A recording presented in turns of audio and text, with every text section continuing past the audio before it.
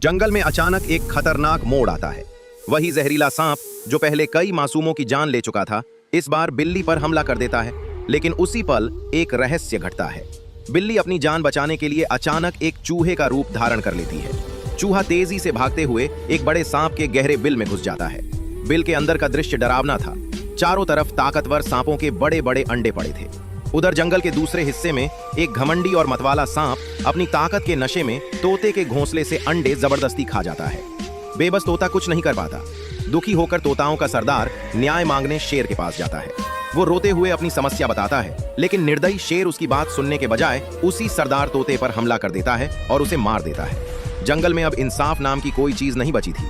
इधर बिल के अंदर छिपा चूहा बाहर निकलता है और अचानक एक इंसान का रूप धारण कर लेता है। वो फावड़े की मदद से उस जगह की मिट्टी खोद देता है जहां सांपों के अंडे छिपे थे। बहुत सारे अंडे बाहर निकल आते हैं। वो आदमी उन अंडों को बाजार में बेचकर पैसे इकट्ठा करता है और ये सारे पैसे मारे गए सरदार तोते के बेटे को दे देता है। सरदार का बेटा तोता उन पैसों को लेकर एक पहाड़ी पर जाता है और वहां डाकू रामपाल से एक बंदूक खरीद लेता है।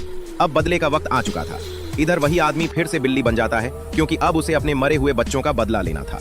सबसे पहले सरदार तोते का बेटा बंदूक से उस निर्दयी शेर को एक ही गोली में मार गिराता है। फिर वो बंदूक बिल्ली को दे देता है। बिल्ली अपने बच्चों को याद करती है। उसकी आंखों से आंसू गिरते हैं और गुस्से में आकर वो पूरी बंदूक की गोलियां उस जहरीले सांप में उतार देती है। आखिरकार शेर और सांप दोनों का अंत हो जाता है। जंगल में इंसाफ तो हो जाता है, लेकिन सरदार का बेटा तोता रोता रहता है, क्योंकि आपने अभी तक लाइक, कमेंट और शेयर नहीं किया।